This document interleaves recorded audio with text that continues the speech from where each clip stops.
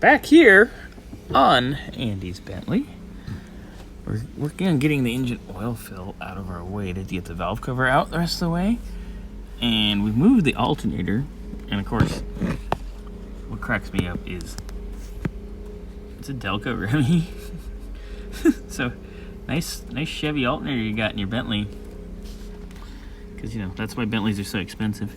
Anyway, if you look back in here, we have discovered someone else's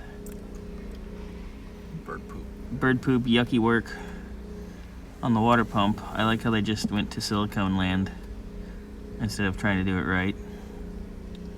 So we're gonna let Andy know on that, and we'll go from there.